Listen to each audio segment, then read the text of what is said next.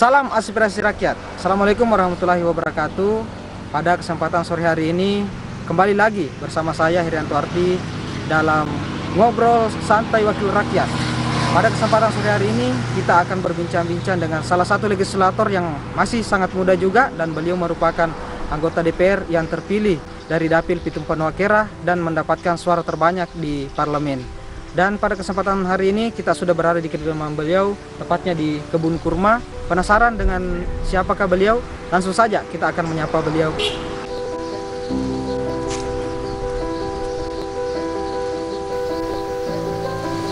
Assalamualaikum. Waalaikumsalam warahmatullahi wabarakatuh. Bagaimana kabar? Alhamdulillah baik.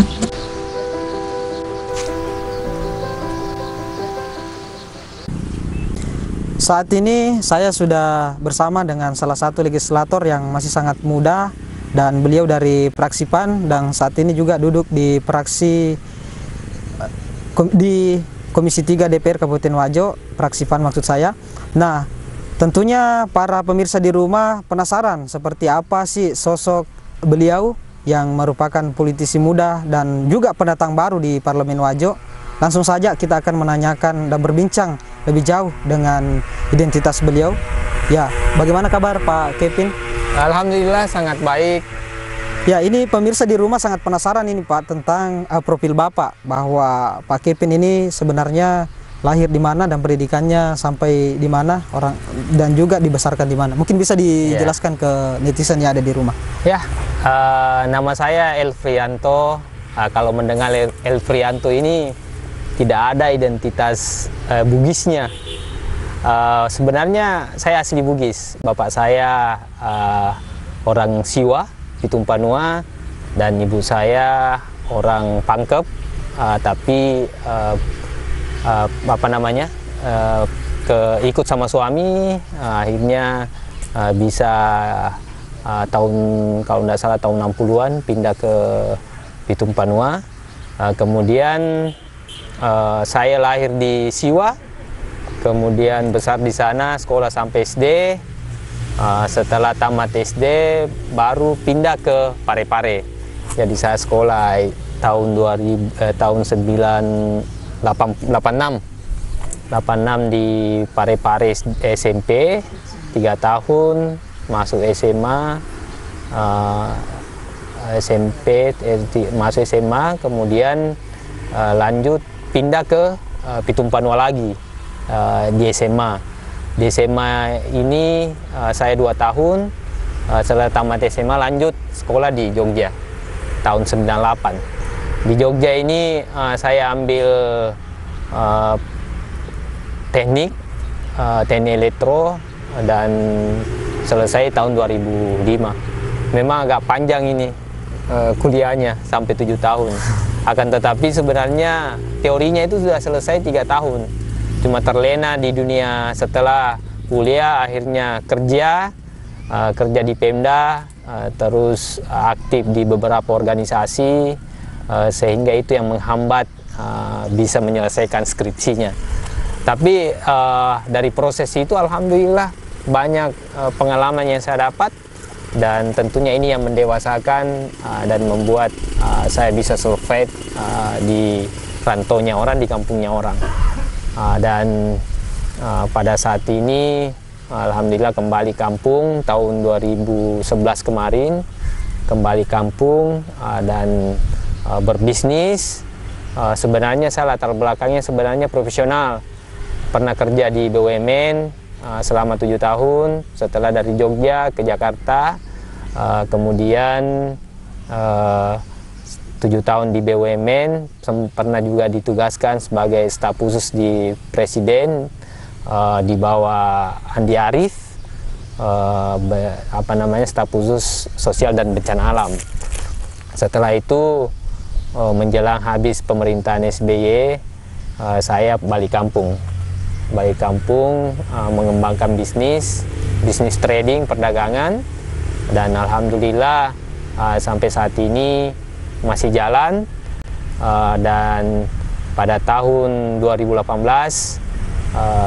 mulai terjun di dunia politik karena diajak sama saudara, keluarga, sahabat dan akhirnya alhamdulillah bisa diamanahkan menjadi anggota dewan untuk dapil 4 Kecamatan Kera dan Pitung Panua, seperti itu. Ya, sudah beberapa tahun Pak Elfrianto ini duduk sebagai anggota DPR di Kabupaten Wajo. Kira-kira apa sih suka dukanya menjadi anggota DPR, Pak Elfrianto? Tentunya suka dukanya banyak sekali. Sangat beda ketika saya berada di luar sana sebagai bisnis.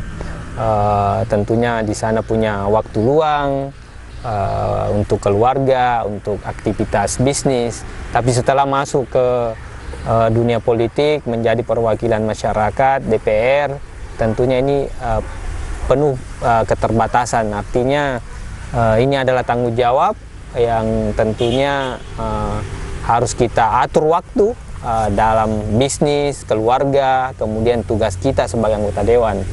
Dan tentunya saya pribadi lebih mengutamakan tugas saya sebagai anggota dewan, karena kalau bisnis sudah ada istri yang bisa menjalankan, dan di bisnis kami ini sudah tersistem, meskipun kami tidak ada, tetap bisa jalan dengan baik. Sukanya di DPR, alhamdulillah bisa berbuat banyak tentunya untuk masyarakat, karena niat awal masuk di DPR bagaimana bisa mengabdi untuk kepentingan masyarakat, untuk kemajuan daerah. Itu adalah niatnya, bagaimana bisa beribadah, karena saya punya prinsip hidup adalah bagaimana seperti apa yang disampaikan Rasulullah, Khairun nas ampahum linnas, sebaik-baiknya manusia adalah manusia yang banyak manfaatnya antar sesama. Saya masuk di DPR ini dengan tujuan untuk itu, bagaimana dimanapun saya berada bisa ada manfaatnya tentunya di masyarakat. Kalau di DPR ini kan memang fungsi dan tugasnya kan ada 3, sebagai legislasi, kemudian budgeting, dan kemudian pengawas atau apa namanya controlling. Dan tentunya ini sangat bermanfaat kita berada di sana, bisa berbuat banyak untuk kepentingan masyarakat tentunya. Begitu, ya, tadi sempat dibahas oleh Pak Elfrianto bahwa bisnis Pak Elfrianto sekarang ini dikelola dan disupport oleh istri. Ya. Nah, ini juga tadi sebenarnya netizen kita ingin mengetahui bahwa siapa sih perempuan yang beruntung yang telah mendapatkan dan menemani karir Pak Elfrianto selama ini. Ya. Bisa dijelaskan ke pemirsa? Ya, sebenarnya sama-sama beruntung ini. Artinya istri saya yang selama ini sesuai dengan biasa orang pintar mengatakan bahwa di balik kesuksesan seorang laki-laki ada wanita kuat di belakangnya. Ini betul. Kesuksesan atau apa yang saya raih sampai saat ini tidak terlepas dari dukungan dan tentunya perhatian dan apa yang dilakukan istri saya.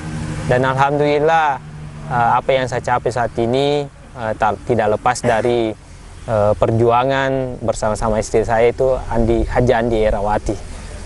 Beliau ini sangat luar biasa dalam mendukung proses pencapaian yang saya lakukan selama ini.